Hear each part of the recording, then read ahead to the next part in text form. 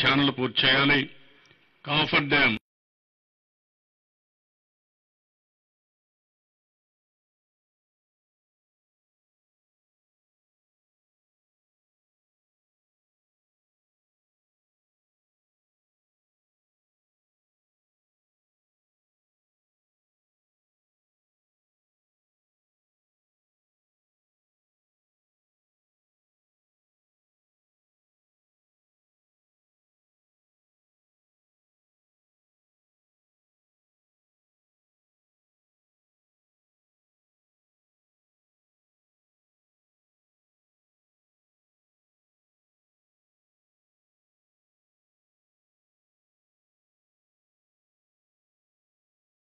అటు మొత్తం డీటెయిల్స్ అని వెళ్ళారు.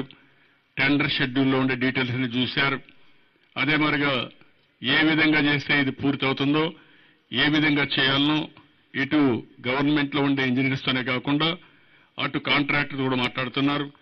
మాట్లాడి ఏ విధంగా పూర్తి చేయాలనే విషయం పైన ఈ రోజు రేపు ఒక అవగాహనకు వస్తారు. ఒక అవగాహనకు వస్తే అక్కడి నుంచి ఏ విధంగా ముందుకు పోవాలనో ముందుకు పోయే పరిస్థితి వస్తుంది. ఇప్పుడు దీనికి ఒకటే మార్గం, ఒక్క కాంక్రీట్ వర్క్ తప్ప కడవన్నీ కూడా ఫుల్ స్వింగ్ లో జరుగుతున్నాయి. ఈ కాంక్రీట్ వర్క్ కూడా బెస్ట్ సీజన్ ఇది. ఈ సీజన్ ఎండాకాలం కాబట్టి అందులో కూడా చిల్డ్ కాంక్రీట్ వేయాల్సిన అవసరం ఉంది. బ్యాచింగ్ ప్లాంట్స్ కూడా పెట్టారు, అది కూడా వచ్చాయి. ఈ నెల 20-21 కంతా కూడా ఆపరేట్ చేస్తారు. అదే మరి ఇంకా అడిషనల్ గా కావాలంటే వెళ్లాల్సిన అవసరం ఉంది. ఈ కాంక్రీట్ వర్క్ ఎంత ముమ్మరంగా మనం ముందుకు తీసేపోయి మిగిలిన ఎర్త్ వర్క్ అంతా పూర్తి చేయగలిగితే ఇప్పటికి కూడా నెక్స్ట్ సీజన్ కి నీళ్లు గ్రావిటీతో కాఫర్ డ్యాం పూర్తయితే నీళ్లు ఇవ్వడానికి అవకాశం ఉంది. దీనికి ఎందుకంటే కాంక్రీట్ వర్కే ఇప్పుడు 2-3 నెలలు కొంచెం డిలే అయింది. ఈ వేరియస్ ప్రొసీజర్స్ వల్ల ఇటు వల్ల డిలే అయింది. మొన్న కూడా మినిస్టర్ గారు ఫోన్ చేసి చెప్పారు, మేము పూర్తిగా సహకరిస్తాం. 2019కి పూర్తిగా ప్రాజెక్టు పూర్తి చేద్దాం. 2018కి అనుకున్న ప్రకారమే నీళ్లు ఇవ్వడానికి కాఫర్ డ్యాం ఆటోమేటిక్ కడితే నీళ్లన్నీ కూడా డైవర్షన్లు వెళ్తాయి, గ్రావిటీతో వెళ్తాయి. కాబట్టి అది కూడా వర్కౌట్ చేస్తున్నాం అని చెప్పి కూడా మీకు తెలియజేస్తూ, ఇది నేను ముందే చెప్పాను, ఇది ఆంధ్రప్రదేశ్ రాష్ట్రానికి జీవనాడి. తెలుగు వారి యొక్క ఆంధ్రప్రదేశ్లో ఉండే ప్రతి ఒక్కరి కళ. ఈ సెంటిమెంట్లుగా కూడా బాగా అటాచ్ అయ్యారు. ఈ సంవత్సరం పట్టిసీమ ప్రాజెక్టు పూర్తి చేశాం.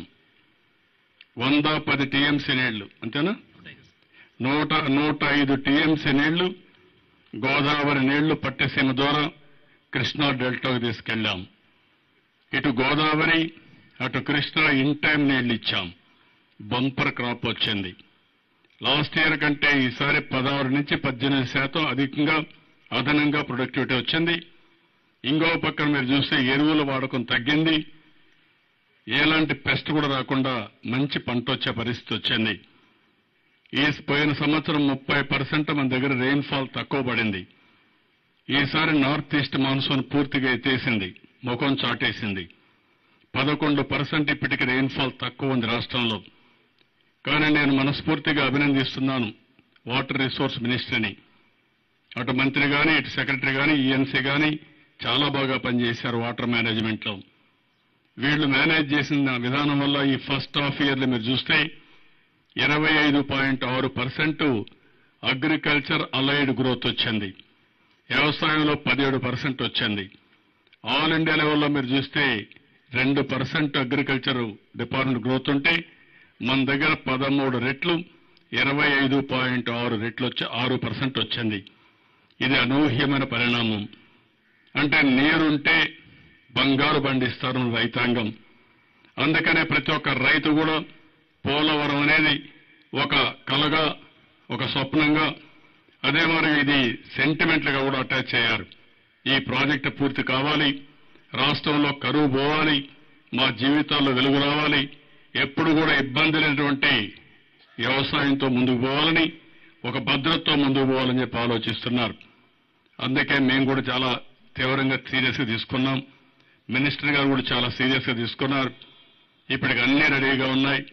ఈ ప్రాజెక్టులో మీరు ఒక్కసారి గుర్తుపెట్టుకోవాల్సింది, రాష్ట్ర ప్రజానికానికి కూడా మరీ విజ్ఞప్తి చేస్తున్నా, 16,000 కోట్ల రూపాయలు ఎస్టిమేట్ చేసినప్పుడు దగ్గర 4,000 కోట్ల రూపాయలు పవర్ ప్రాజెక్టు. అది 2010-11 ఎస్టిమేట్స్ ప్రకారం. ఆ రోజు మొత్తం చూస్తే 2,900 కోట్లు మాత్రం ల్యాండ్ ఎక్విజిషన్ R&R లెక్కేశారు. కానీ ఈ రెండు కలిపితే ఇప్పుడు 32,000 కోట్లైనాయి.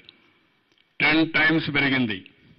దానికి కారణం కూడా మనం ఒకసారి ఆలోచిస్తే మోర్ దెన్ 10 times పెరిగిందంటే దానికి కారణం 2013లో వచ్చిన ల్యాండ్ ఎక్విజిషన్ బిల్, అదే మాదిరిగా R&R కూడా.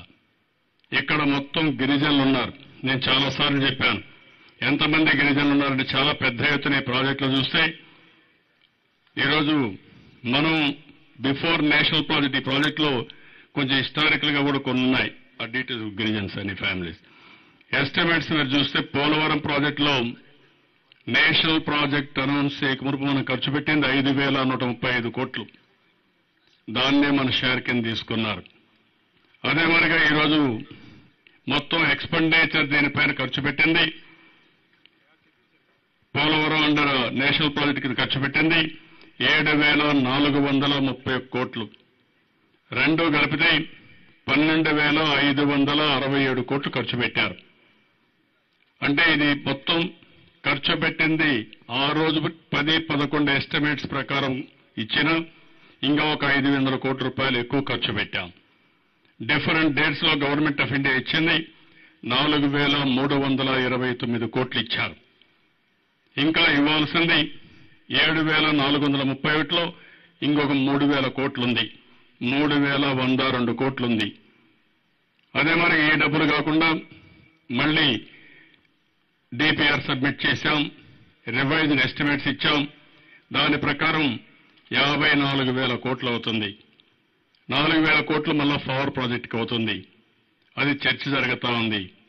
చాలా మంది ఎక్కువ పెరిగిపోయిందని కావాలని విమర్శలు చేసే పరిస్థితి వస్తుంది. దీంట్లో పెరగలేదు.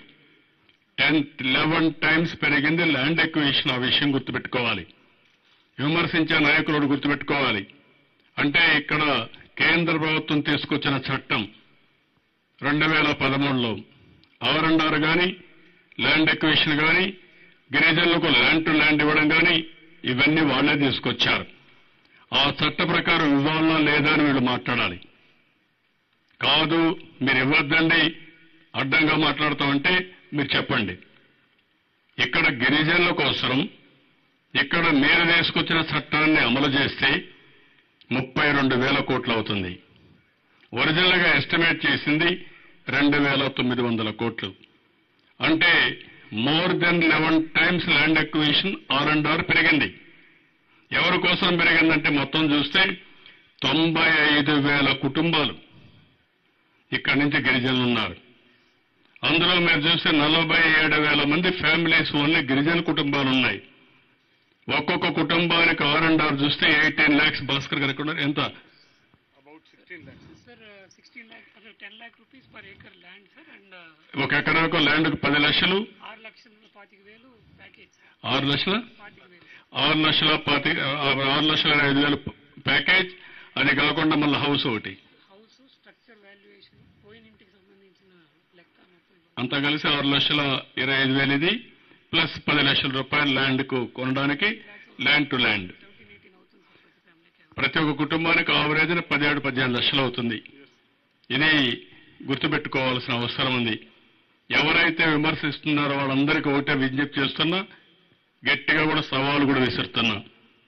32,000 కోట్లు అవుతుందంటే మీరు గిరిజనులకు R&R ఇవ్వడానికి, ల్యాండ్ టు ల్యాండ్ ఇవ్వడానికి, ల్యాండ్ ఎక్విజిషన్ ఇవ్వడానికి మీరు సుముఖంగా ఉన్నారా లేకపోతే ఏంటి? ఇక్కడ చూస్తే 95,000 కుటుంబాలు తరతరాలుగా ఇక్కడున్న కుటుంబాలు ఊరు వదులుకొని ఇప్పుడు బయట రావాలి. వాళ్ళ గ్రామం వదులుకొని బయట రావాలి. అలాంటప్పుడు వాళ్ళు కూడా ఉదారంగా మనం సెటిల్ చేస్తే తప్ప వాళ్ళకు కూడా తృప్తి ఉండే అవకాశం లేదు. ఆ విషయం మనం గుర్తుపెట్టుకోవాల్సిన అవసరం ఉంది. మొత్తం చూస్తే 200 గ్రామాల దగ్గర మొత్తం మీరు చూస్తే హ్యాబిటేషన్స్ 371, 8 మండలాలు. ఇంకొక పక్కన ఇప్పటికి మనం చేసింది 14 హ్యాబిటేషన్సే చేశాం. ఇప్పటికి R&R సెంటర్స్ కూడా కంప్లీట్ చేసి 14 చేశాం. నేను ఇప్పుడు చెప్పిన దానికంటే ఇంకా కొంచెం ఫ్యామిలీస్ ఎక్కువ 98,818 ఫ్యామిలీలు. ఇంతవరకు మనం రీహాబిలిటేట్ చేసింది 3,346 చేశాం. మొత్తం జనాభా మీరు చూస్తే 1,92,259 మంది, అంటే దగ్గర 2 లక్షల మందిని రీహాబిలిటేట్ చేస్తున్నాం, మనం పునరావాసం కల్పిస్తున్నాం. అదే మరి ఇంకో పక్కన మీరు చూస్తే భూమి కూడా దగ్గర 1,62,739.53 ఎకరాలు, దగ్గర ఇది 1,62,000 ఎకరాలు. ఇప్పటికే అక్వైర్ చేసింది 1,02,481, ఇంకా అక్వైర్ చేయాల్సింది 60,256. ఇవన్నీ కూడా సోఫార్ మనం ల్యాండ్ అక్విజిషన్ కానీ రీహాబిలిటేషన్ ఖర్చు పెట్టింది మీరు చూస్తే 3,957 కోట్ల రూపాయలు ఖర్చు పెట్టాం. కాబట్టి ఇవన్నీ కూడా వాస్తవాలు. ఒకసారిగా నేను 100 సార్లు చెప్తూనే ఉన్నా. వైఎస్ఆర్ కాంగ్రెస్ అయితే ఇంకా వైట్ పేపర్ అడుగుతారు. ఏం వైట్ పేపర్ నాకు అర్థం కాలేదు. ఎవ్రీ వీక్ చేంజ్ అయిన ఫిగర్స్ అన్ని ఇస్తూనే ఉన్నాం, చేసిన పనులని చెప్తూనే ఉన్నాం. మీకు అసెంబ్లీలో పెట్టాం, చర్చ చేశాం. వారం నా చరిత్రలో ఎప్పుడు కూడా నేను రాజకీయాలు 40 ఏళ్లున్నా ఇంత వివరంగా చెప్పిన ప్రాజెక్టు చరిత్రలో ఏ ప్రాజెక్టు లేదు. ఇంతవరకు ప్రాజెక్టే కాదు, ఏది కూడా లేదు. 3 సంవత్సరాల నుంచి వారం సోమవారం పోలవారంగానే చేసుకున్నాం. నేను ఇంత మునిపే చెప్పాను, నేను ఎన్నిసార్లు వచ్చానని ఇక్కడికి మీకు ముందే చెప్పాను. 41 సార్లు వర్చువల్ ఇన్స్పెక్షన్, 27 సార్లు దగ్గర ఫిజికల్ ఇన్స్పెక్షన్ చేశాం. ఈ ప్రాజెక్టు వల్ల మనం చూస్తే 7.2 లక్షల ఎకరాలకు న్యూ ఆయకట్టు వస్తుంది. లెఫ్ట్ కెనాల్లో 4.2 లక్షల ఎకరాలు వస్తుంది. రైట్ కెనాల్లో 3 లక్షలకు వస్తుంది. మొత్తం మీరు చూస్తే స్టోరేజ్ 195 టీఎంసీ, 194.6 టీఎంసీ నీళ్లు స్టోరేజ్ ఉంటాయి. ఇందులో లైవ్ వచ్చి 75, 119.4 టీఎంసీ డెడ్ స్టోరేజ్ ఉంటుంది. 80 టీఎంసీ నీళ్లు మనం డైవర్ట్ చేసుకోవచ్చు, కృష్ణాకు డైవర్ట్ చేసుకోవచ్చు. 24 టీఎంసీ విశాఖపట్నం డ్రింకింగ్ వాటర్కి ఇవ్వచ్చు. 548 గ్రామాలకు త్రాగునీళ్ళు ఇచ్చే అవకాశం ఉంది. ఇక్కడి నుంచి గోదావరి, పెన్నా లింక్ చేసుకుంటాం. సుజల స్రవంతిని కూడా కనెక్ట్ చేసుకుంటాం. అప్పుడు మీకు అవసరమైతే సుజల స్రవంతి కానీ కంప్లీట్ అయితే అక్కడ వంశధార నాగావళిలో వచ్చే నీళ్లు, అదే మరి ఇక్కడ వచ్చే నీళ్లు సర్ప్లస్ డెఫిసిట్ మేనేజ్ చేస్తాం. ఒకవేళ అక్కడ నీళ్లు లేకపోతే ఆ నీళ్లు ఎటు తీసుకొస్తాం విశాఖపట్నం వరకు. ఇక్కడ నీళ్లు కానీ ఉండి అక్కడ నీళ్లు లేకపోతే ఈ నీళ్లు అక్కడ తీసుకుపోవచ్చు. అంటే 2 రివర్స్ కూడా అనుసంధానం అయిపోతుంది. ఎగ్జామిన్ చేయమంటున్నాను మా వాళ్ళని. అవసరమైతే పైప్ లైన్ తీసుకొస్తాం, రివర్సబుల్ కూడా పెట్టుకుంటాం. అవసరమైతే ఆ పక్క నుంచి లిఫ్ట్ ఈ పక్క వేస్తాం, అవసరమైతే ఈ పక్క నుంచి లిఫ్ట్ ఆ పక్క చేస్తాం. డెఫిసిట్ సర్ప్లస్ మేనేజ్మెంట్ పర్ఫెక్ట్ గా మనకు వస్తుంది. చాలా సింపుల్ గా కూడా అయిపోతుంది. అదే మనకి ఇక్కడి నుంచి పెన్నాకు తీసుకెళ్తాం. 4 రివర్స్ అనుసంధానం అవుతాయి. 4-5 రివర్స్, మధ్యలో చాలా రివర్స్ వస్తాయి. గోదావరి వంశధార, నాగావళి ఇవి ఒక పక్క, గోదావరి కృష్ణ ఇప్పటికే అనుసంధానం అయింది. గోదావరి పెన్నా అనుసంధానం చేసుకుంటాం. అప్పుడు మొత్తం రాష్ట్రం అంతా కూడా నదుల అనుసంధానం జరిగి, మొన్నే నాకు గడ్కరీ గారు అడుగుతున్నారు, వీలైతే అవసరమైతే మీరు వేరే రాష్ట్రాల కూడా కొన్ని నీళ్లు ఇవ్వాల్సి వస్తుందంటే మా రాష్ట్రం మొత్తం ఫుల్గా నిండి మీరు కూడా సహకరించండి. తర్వాత మిగిలినప్పుడు మేము ఉదారంగా నీళ్లు ఇవ్వడానికి సిద్ధంగా ఉన్నాం. ఎప్పుడు కూడా తెలుగు ఆంధ్రప్రదేశ్ రాష్ట్రం ఇతరుల పట్ల కూడా సానుకూలంగా ఉన్నాం తప్ప ఎప్పుడు కూడా ఇది చేయలేదు. తెలుగు గంగ మనం ఇచ్చాం, తమిళనాడుకు నీళ్లు ఇస్తున్నాం. ఈ విధంగా ఎప్పుడు కూడా మనం ఒక పద్ధతి ప్రకారం పోతున్నాం. కాబట్టి మిగిలిన నీళ్లు ఉన్నప్పుడు సోదరభావంతో సహకరించుకోవడంలో ఏమాత్రం నీకు అని చెప్పి కూడా నేను మీకు తెలియజేసుకుంటూ మరొక్కసారి నేను అందరికీ అపోజిషన్ పార్టీస్కి అందరికీ విజ్ఞప్తి చేస్తున్నా, దేనికంటే మీకు వైట్ పేపర్స్ ఏం కావాలని అడుగుతున్నా. దేనికంటే వివరంగా నిన్న ఖర్చు పెట్టింది వైట్ పేపర్ ఇస్తే ఈరోజు మళ్ళా ఇంకొక 20 కోట్ల 30 కోట్ల ఖర్చు అవుతుంది, అది కూడా ఇస్తున్నా. వాట్ మోర్ యూ వాంట్ మీరు చెప్పండి. రాష్ట్ర ప్రజలు అర్థం చేసుకోవాల్సిన అవసరం ఉంది. తప్పుడు విధానాలతో ప్రాజెక్టుకు అడ్డుపట్టి లేనిపోని అపోహలు సృష్టించి ఈ ప్రాజెక్టు రాకుండా చేయాలనుకుంటే మాత్రం ఇది ప్రజల మనోభావాలకు సంబంధించిన విషయం. ప్రజల మనోభావాలతో మీరు ఆడుకుంటే మాత్రం చాలా తీవ్రమైన పరిణామాలు ఉంటాయి. ఎవ్వరు కూడా చేయకపోతే చేయకపోయారు, సహకరించకపోతే సహకరించకపోయారు. కానీ అడ్డుపడే ప్రయత్నం చేస్తే మాత్రం చాలా ప్రమాదం. ఆ విషయం మీరు గుర్తుపెట్టుకోవాల్సిన అవసరం ఉంది. ఈ ప్రాజెక్టులో చాలాసార్లు చెప్పాను, ఎవ్వరు కూడా ఎక్కడ కూడా ఒక్క రూపాయి కూడా అవినీతి లేకుండా ఎట్టి పరిస్థితిలో ఈ ప్రాజెక్టు పూర్తి చేయడం నా జీవితాశయంగా నేను ఎంపిక చేసుకున్నాను. భావి తరాలకు ఇదొక పెద్ద ఆస్తి, భావి తరాలకు ఇదొక పెద్ద భద్రత. ఆ విషయం మీరు గుర్తుపెట్టుకోవాలి. ఈ ప్రాజెక్ట్ అనేది ఆంధ్రప్రదేశ్ రాష్ట్ర ప్రజానీకానికి భద్రతతో కూడుకున్న విషయం. అందుకే ప్రతి ఒక్కరు ఆలోచించేది ఈ ప్రాజెక్టు పూర్తి చేయడం ఒక కలగా భావిస్తున్నారు. ఈ ప్రాజెక్టు పూర్తి చేసి వాళ్ళ సెంటిమెంట్ ను కూడా గౌరవించాల్సిన బాధ్యత ఉంది. ఎందుకు సెంటిమెంట్ అంటున్నానంటే ఇది జీవన్ మరణ సమస్య. ఆ విషయం ప్రతి ఒక్కరూ గుర్తుపెట్టుకోవాల్సిన అవసరం ఉంది. ఈరోజు సీలేరు ప్రాజెక్టు వచ్చింది కాబట్టి రెండో పంటకు నీళ్లు ఇవ్వగలిగాం. 7 ముంపు మండలం తీసుకొచ్చాం కాబట్టి ఈ ప్రాజెక్టు పూర్తి చేయడానికి సులభమైంది. అదే ఆ 7 మండలాలు రాకపోయి ఉంటే చాలా తీవ్రమైన పరిణామాలు ఈ రాష్ట్రంలో ఉండేటివి. ఇప్పటికే చాలా ఇబ్బందుల్లో ఉన్నాం. ఇంకా ఇబ్బందులు విపరీతంగా. ఒక నాయకుడు మాట్లాడతాడు, కృష్ణాకు గోదావరి నీళ్లు వస్తే ఈ నీళ్లు రాయలసీమకు పడితే పట్టెసీమ నీళ్లు మాకెక్కడి నుంచి వచ్చాయని అడుగుతున్నాడు. అంటే అవగాహన ఎంత ఉందో అని అర్థం చేసుకోవాలి. దాన్ని వీళ్ళు గుర్తుపెట్టుకోవాల్సిన అవసరం ఉంది. నదుల అనుసంధానంలో మిగులు, అదే మరి షార్టేజ్ రెండు కూడా బ్యాలెన్స్ చేస్తాం.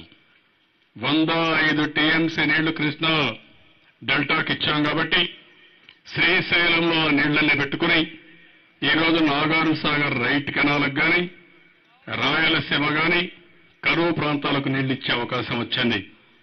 ఫస్ట్ టైం ఈరోజు మీరు చూస్తే ఏదైతే గండికోటకు 12 టీఎంసీ నీళ్లు తీసుకుపోవాలని దృఢ సంకల్పంతో ఉన్నాం. ఒకసారి అయితే 2 టీఎంసీ నీళ్ల కోసం ఆ 2 టీఎంసీ నీళ్లు ఇస్తే ఆరెంజ్ గారు నిండిపోదని చీనీ తోటలని కాపాడుకుంటామంటే అతి కష్టం పైన ఆ రోజు 2 టీఎంసీ నీళ్లు ఇచ్చాం. ఇప్పుడు పులివెందుల కాన్స్టిట్యున్సీకి సింహాద్రిపురంలో ఇప్పుడు ఆ సమస్య లేదు. అన్ని పంటలు, మెట్ట ప్రాంతంలో ఉండే అన్ని పంటల్ని పండ్ల తోటలు కాపాడతాం. దీనివల్ల ఎంతో సంపద వస్తుంది, ఆదాయం వస్తుంది, భద్రత వస్తుంది. ఈ విషయం వీళ్ళంతా గుర్తుపెట్టుకోవాల్సిన అవసరం ఉంది. మీకేమైనా క్వశ్చన్స్, డౌట్స్ ఉంటే మీరు చెప్పండి ముందు, వాళ్ళకంటే కూడా. నీకేం కనబడుస్తున్నాయి?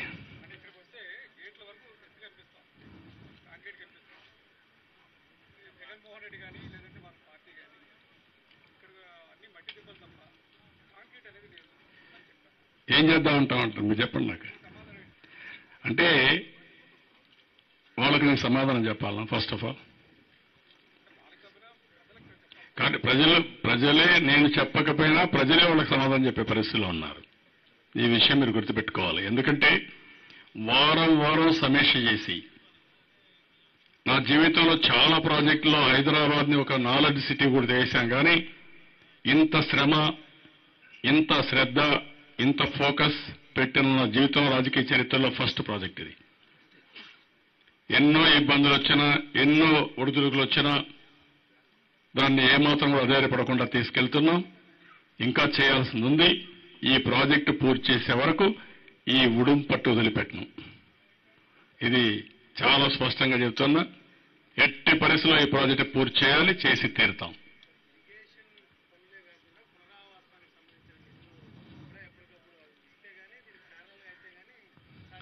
Your right. అందుకే అడుగుతున్నాం, 2 అడుగుతున్నాం వాళ్ళని ఇమ్మని చెప్పి.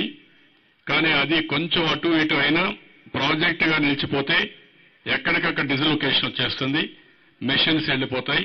మెషిన్స్ వెళ్ళిపోతే ప్రాబ్లం వస్తుంది.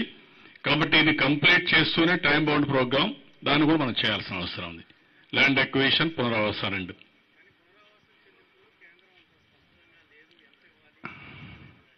ప్రాజెక్టు ఉన్నప్పుడు రెండు వాళ్ళ దగ్గర బాధ్యత. నేషన్ మనలో 5,100 కోట్లు 5,400 కోట్ల మంది మన కాంట్రిబ్యూషన్ కింద తీసుకున్నారు. మిగిలింది వాళ్ళు ఇస్తామని చెప్పారు. ల్యాండ్ ఎక్విజిషన్ వాళ్ళదే, మంది కాదు ఇది. మేము ఉదారంగా వ్యవహరించలేదు, కానీ బాధ్యతగా వ్యవహరిస్తున్నాం. ఎందుకంటే ఒక రెస్పాన్సిబిలిటీ ఇది రాష్ట్రానికి. ఆ బాధ్యత మేము నిర్వహిస్తున్నాం. కేంద్రం కూడా ముందుకొచ్చి ప్రాజెక్టు పూర్తి చేయడానికి సహకరిస్తున్నారు. ఇంకా సహకరించాల్సిన అవసరం ఉంది.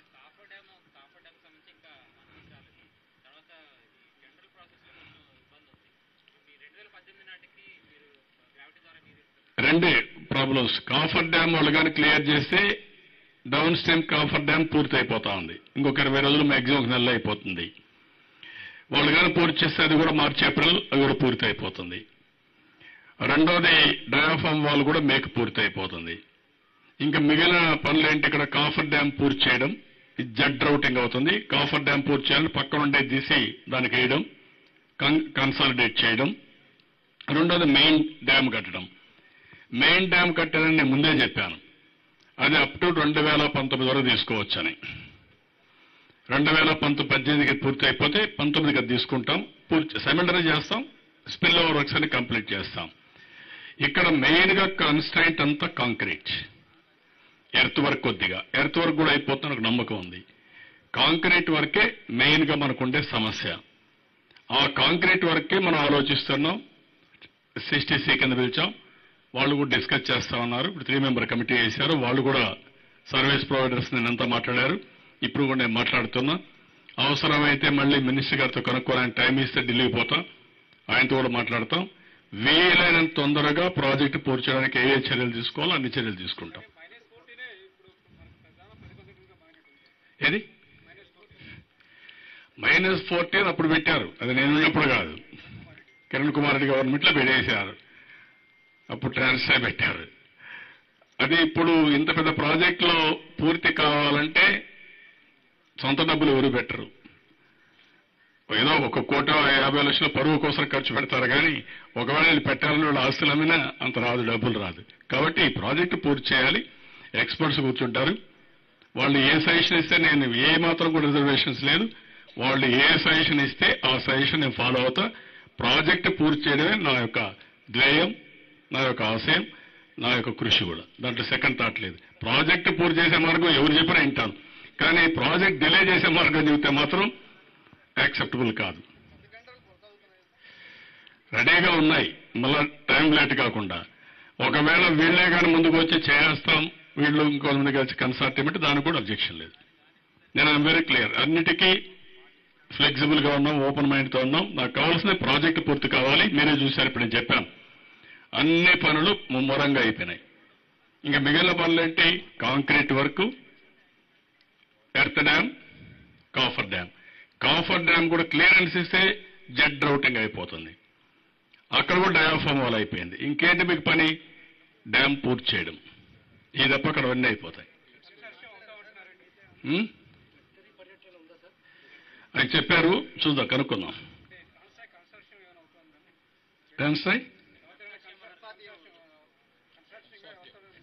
అది వాళ్ళు చెప్పాలి. వాళ్ళు వర్కౌట్ చేస్తున్నారు అవన్నీ.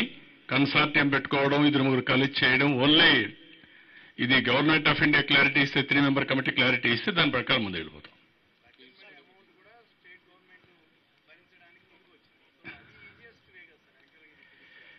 నాకు వాళ్ళు ఏ మార్గం చెప్పినా నేను చేయడానికి సిద్ధంగా ఉన్నా. పని చేయడం నాకు కావాల్సింది. నో, అది కూడా ఉంది. కానీ ఎట్లా పూర్తి చేయాలి కూడా ఉంది కదా. అగ్రిమెంట్లో ఏముంది? అగ్రిమెంట్లో ఏమి లేదు, ఒక యాంగిల్. పూర్తి చేయాల్సిన యాంగిల్ 2 యాంగిల్. పూర్తి చేయకుండా అగ్రిమెంట్ వాళ్ళకి చూసుకొని నా అగ్రిమెంట్ బాగుందని పెట్టుకుంటే అల్మరాలో పెట్టుకోవాలి, సేఫ్ లాకర్లో పెట్టుకోవచ్చు. దానివల్ల లాభం ఏంటి? అది కాదు కదా ఇష్యూ. ప్రాజెక్ట్ పూర్తి కావాలి, ఎక్కడ కూడా తప్పు చేయకూడదు, ట్రాన్స్పరెంట్ గా చేయాలి. That is our commitment.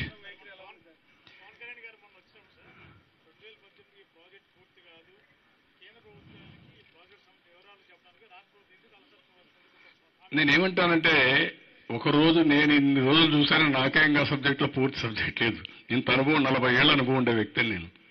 నాకే ఇంకా పూర్తిగా ఇరిగేషన్లో ఇప్పుడు జగన్మోహన్ రెడ్డి తీసుకొస్తాను అనుకో, ఆయనకు పిల్లర్ ఏంటి తెలుసా? ఆయనకు కాంక్రీట్ తెలుసా? లేదంటే ఎర్త్ వర్క్ తెలుసా? ఏ పని డయాఫామ్ వాల్ అంటే తెలుసా? డయాఫామ్ వాల్ వేస్తారు ఎందుకు తెలుసా? నాట్ ఓన్లీ హిమ్, ఎవరికైనా ఆర్డినరీ మెంబర్కి ఇవన్నీ అర్థమవుతాయా? ప్రాజెక్టులో 100 మీటర్స్ వెళ్తున్న లోతుకి డయాఫామ్ వాల్ ఎందుకు?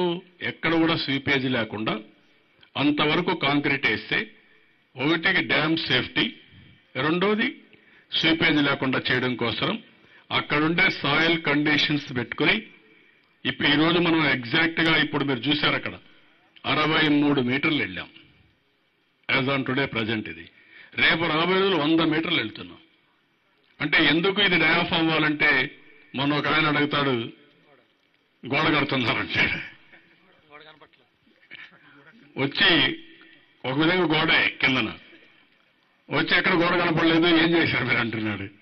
ఇంకా ఆయన భూమిలో పంపించాలి, భూమిలో పంపిస్తే చూసి వస్తాడు పైకి. అంటే డయాఫామ్ వాల్ ఎక్కడ ఉంటుంది కూడా తెలియకపోతే, జెడ్ రౌటింగ్ ఎక్కడుంటో తెలియకపోతే కొంచెం గౌరవంగానే ఉంటే హుందాగా ఉంటుంది. అది కూడా తెలియని వ్యక్తులు సర్వస్వం మాకు తెలిసినట్టు నటించి అపహాస్యం ఎందుకు కావాలి? నేను మీకు మాట చెప్పాను. నాకే ఈ రోజు ఇన్నిసార్లు వచ్చినప్పుడు 40 ఏళ్లు ప్రాజెక్ట్స్ విషయంలో సూపర్వైజ్ చేశాను. నాకే టెక్నికల్ డీటెయిల్స్ లేకపోతే తెలుసుకోవాలని కూడా ఉండదు. ఎందుకంటే మొత్తం నేనే చేయలేము. అది వెంకటేశ్వర పని, అది అడ్మినిస్ట్రేషన్ మా శశిభూషణ్ పని, ఏదైనా పాలసీస్ ఉంటే సూపర్వైజ్ చేసి మంత్రి పని. దానిపైన నేను ఎక్కడన్నా కోఆర్డినేషన్ ప్రాబ్లమ్స్ కానీ ఫైనాన్షియల్ ప్రాబ్లమ్స్ కానీ ఏమున్నా సార్ట్అవుట్ చేయడం, దాన్ని అర్థం చేసుకోవడం. కాబట్టి అందరూ కామెంట్ చేసేస్తున్నారు, అది కరెక్ట్ కాదు.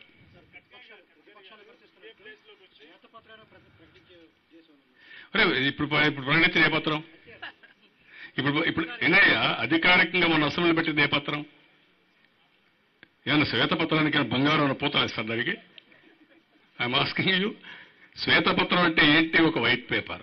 వైట్ పేపర్ అంటే ఏంటి? ఉండే జరిగింది చెప్పాను. మన అసెంబ్లీలో డీటెయిల్ గా పెట్టాం. అప్పటికిప్పటికి కొంచెం మారాయి, అవి కూడా చెప్పాను. రేపటికి ఎల్లుండికి మారుతాయి, మళ్ళా చెప్తానే ఉంటాం. ఇంకేం కావాలి మీకు?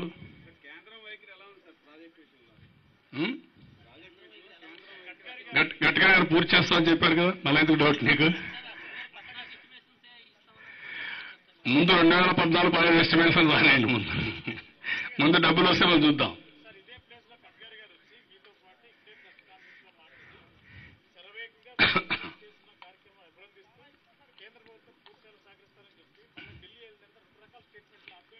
నేనేమంటాను, దానికంటే ఒక మాట చెప్పండి. గడ్కరీ గారు మళ్ళా చెప్పినప్పుడు స్పష్టంగా చెప్పాడు, వీళ్ళ మీటింగ్ పిలిస్తే మినిస్టర్ గారిని వీళ్ళందరినీ కాంగ్రెస్ వాళ్ళు ఏం చెప్పారు? వైఎస్ఆర్ కాంగ్రెస్ వాళ్ళు ఏం చెప్పారు? నేను అడుగుతున్నా, ఎవరన్నా బుద్ధుళ్ళు చెప్తారా? అంటే కేంద్రం నుంచి సహకారం తీసుకోవాలనుకున్నప్పుడు రాష్ట్ర ప్రభుత్వం చేసే పనులపైన విమర్శిస్తారండి ఎవరన్నా? అంటే మీ ఉద్దేశం ఏంటి? రాష్ట్ర ప్రభుత్వం తప్పు చేసింది కాబట్టి మీరు ఇవ్వద్దనే కదా మరి? అంటే మీరు కన్ఫ్యూజ్ చేస్తారా? వాళ్ళు పోయేసి వాళ్ళకి లేనిపోని తప్పుడు సమాచారం ఇచ్చి ప్రాజెక్ట్ రానియకుండా చేస్తారా మీరు? మిమ్మల్ని ప్రజలు క్షమిస్తారా? That is what I'm asking. కనీసం ఆయనలో చెప్పాడు, లేదు 2019 పూర్తి చేస్తాను, మళ్ళీ కూడా చెప్పాడు, డబ్బులు కూడా ఇస్తామని చెప్పాడు. వీళ్ళు అది కూడా చెప్పాల.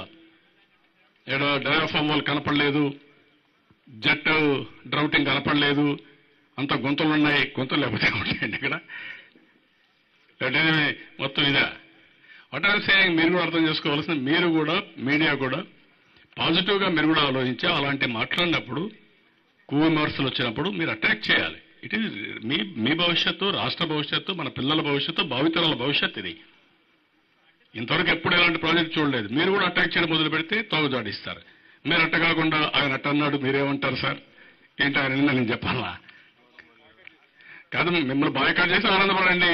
మీరు రాష్ట్ర ప్రజల కోసం ఖర్చు పెడుతున్నారు, కష్టపడుతున్నారు. Why should you bother? Andhra Jyothi సరేలే, వాళ్ళు అన్నిటి చేస్తారు. ఆల్ పేపర్ వాళ్ళు ఇష్టం రాయండి, మీరు మునిగిపోతారు, రాష్ట్రం మునుగుతుంది. కాబట్టి బీ క్లియర్. నేను అందుకనే మిమ్మల్ని పదే రిక్వెస్ట్ చేస్తున్నా, అందరం కలిసి ఈ ప్రాజెక్ట్ పూర్తి చేయాలి. ఎట్టే పరిస్థితుల్లో రాజీ లేదు, నో కాంప్రమైజ్.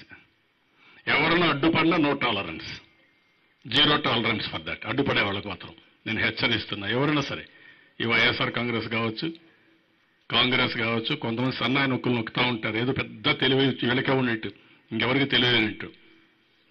కాబట్టి వాళ్ళకు కూడా చెప్తున్నా, వీలైతే కోఆపరేట్ చేయండి, సహకరించండి, లేకపోతే రాష్ట్ర ప్రజల ఆగ్రహానికి గురి కావద్దండి. అంతవరకే వాళ్ళని నేను రిక్వెస్ట్ చేస్తే. Thank you.